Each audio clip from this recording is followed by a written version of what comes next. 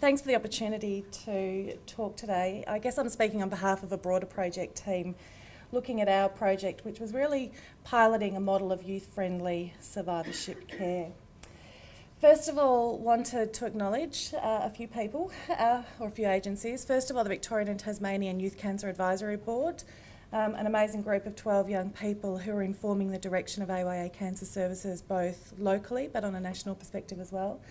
Department of Health Canteen, our community partner at the University of Melbourne, who undertook our evaluation, and our three partner sites, the Royal Melbourne Hospital, Peter Mac and Bendigo Healthcare. So just a bit of background to start with. In Victoria, there's approximately 280 adolescents and young adults aged 15 to 25 diagnosed with cancer each year. And it's a challenge for this group because they're treated across multiple healthcare services, public, private, regional, metro, adult, paediatric, and across 12 different tumour streams, and actually hold a critical mass in none. For a number of reasons over recent years, we've seen significant attention being paid to this age group, and perhaps particularly for the purpose of this presentation, one of those areas being the increasing recognition that a cancer diagnosis can impact on a number of major developmental milestones that young people are successfully trying to achieve to transition into adulthood. And these include one's identity formation, their autonomy and independence from parents and family, the development of intimate and mature relationships, education and employment, and financial independence. And whilst historically we've seen a lot of research coming out in relation to the issues to do with diagnosis and treatment of this population group, it's really only been in the last few years that we're really starting to see some of the survivorship outcomes for those aged 15 to 25 in Australia, but up to 15 to 39 in places like the US. And this research really starting to show some concerning results, including young people presenting with increasing issues around obesity and physical morbidity, and I should say this is in comparison to their healthy peers. Concerns around body image and sexual problems. They're less likely to obtain their educational achievements. They're more likely to experience social isolation, less likely to partner and have children, at higher risk of anxiety and depression, as well as post-traumatic stress disorder, demonstrating lower self-esteem, existential distress, and significantly what we're also finding, significant concerns around living with fear of recurrence. So we were fortunate to receive funding for one of the pilot projects focusing on this age group, with a project that really aimed to develop, implement and evaluate a pilot model, and I say pilot model, of survivorship care for young people aged 15 to 25, with a number of key objectives.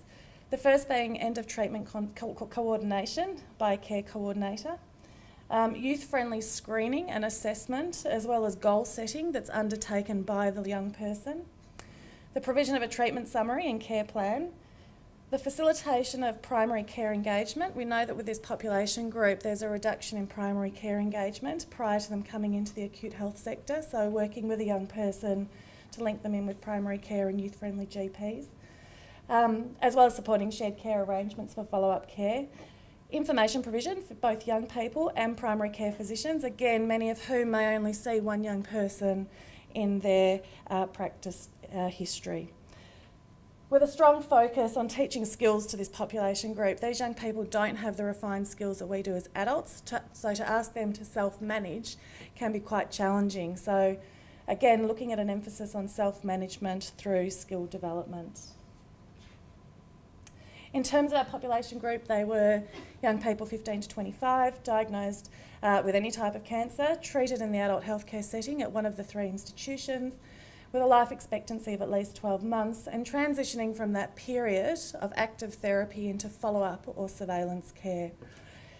The recruitment sites at Peter Mac, the Royal Melbourne and Bendigo, and again with our community partner Canteen. So a complex slide.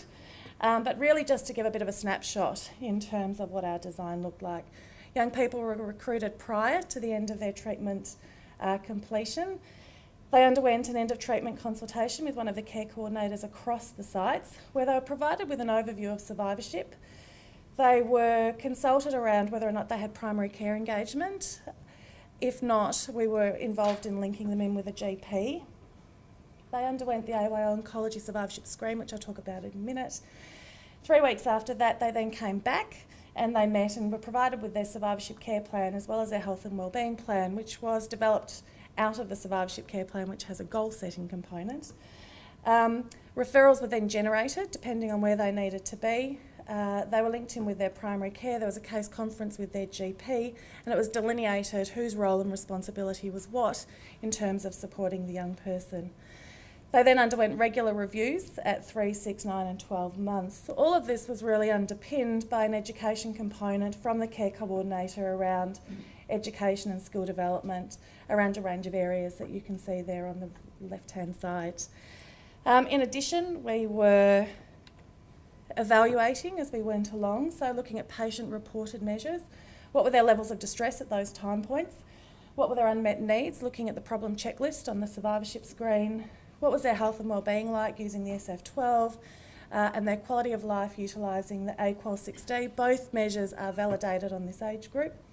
And also importantly, what was their experience of each interaction, not only with their care coordinator, but also with their primary care physician as well. We were asked to look at the experience of carers, which we undertook through some focus groups and interviews, not in relation to the intervention, but really trying to ascertain and understand what is it like for carers of this age group, whether you be partner, parent or peer, and they're all very different. The experience for healthcare professionals, including primary oncologists and treating teams, as well as primary care physicians involved in the young person's care, and then overall a health economic evaluation or a cost of the project. So in relation to our results, we had some challenges getting ethics through, which delayed our project for a short period of time. We had 46 young people and their carers recruited to the study with some of the characteristics and disease demographics there, which I won't go into too much detail around. But interestingly, looking at the most common reported needs at baseline, fear of recurrence and how a young person manages that. Boredom, many of those young people were disengaged from school, work and not sure how to get back into future career planning. Not knowing fertility status. Less energy than before as a result of often the complex multimodal treatment that they were receiving. And interestingly, as Michael said, the issue around being able to exercise and engage in physical activity after therapy. So our demographics were really representative of the broad AYA population in terms of age, gender and carer identity. We had a split even of males and females. Broad range of diagnoses. We did unfortunately, as we see in this age group, but also across the sites that we were looking, that we were recruiting from, have high rates of relapse and withdrawal from the study. In terms of distress, clinically significant distress for 40% of baseline, and there was no change at 3 months. And I think for us that makes us think about what does it actually mean for a young person in the first 12 months post-treatment, and when is the right time to intervene around many of the support services that they might require. Just skipping through, we undertook some interviews as well as focus groups. The acceptability of the intervention was high by the young people. Within primary care, there was a mixed response. Primary care physicians were very engaged and open to receiving information. Were very open to having additional consultations with the young people, but were very clear where their role stopped and where they wanted to refer back into acute services and out to supportive care services. Significant issues identified for carers, and again this is an area of complete that needs a whole lot more research, and we certainly didn't do it justice in our project here. In terms of our outcomes, we've developed some supporting documents. We have the AYA screening tool, which is not a validated tool but is a consensus-driven tool that's been developed by clinicians from across the country working in this field. It's actually due to be validated as part of an international study, hopefully within the next 6 months, commencing within the next 6 months. Health and wellbeing plans, templates and letters for primary care or to primary care and between referring institutions.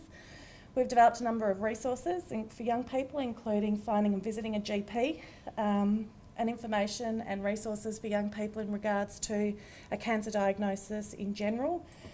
We've also developed an information and resource package for general practice, and I have to acknowledge our GP working group, who was very heavily involved in that as well. We've also got a number of directories for GPs, young people, as well as a carers directory for resources and supports. We have a fantastic book that's been developed, or almost under development, by our young people, which is about 45 pages long, looking at about 25 different areas and domains. That's about to be transferred onto an app, so it's much more age appropriate in terms of how young people are accessing information, and again, some of our additional resources. Recommendations, on my almost final slide. We'd really like to continue the study. It's very hard to make broad statements around a model of care with such a small population group and cohort. But I think we're certainly, through our evaluation, seeing some shifts and change over time. So we feel as though we're certainly on the right path in terms of looking at a model of care, a component or components of a model of care that would improve the survivorship period for young people post-treatment. We feel that we've been able to develop some resources and some education templates, and we really want to be able to disseminate them broadly, recognising that young people are treated few and far between. We feel that the resources and the templates that we've developed, as well as the informal model, or I should say pathway, would sit quite nicely with a number of our education and training initiatives that look at survivorship and working with young people around survivorship issues for clinicians, as well as our statewide secondary consultation service. And I guess my final point being that we really need to not look at these projects as providing a whole lot of recommendations, but really drill down into particular areas and recognise that for some projects, in particular ours, there are some key areas coming out that need certainly some more detailed attention in terms of research, and particularly around self-management, carers interventions, physical fitness and wellbeing. Thank you to our steering committee, references, and I'll finish it with that because these people have put a lot of energy in over the last 2 years, and I'd just really like to recognise them and say thank you very much.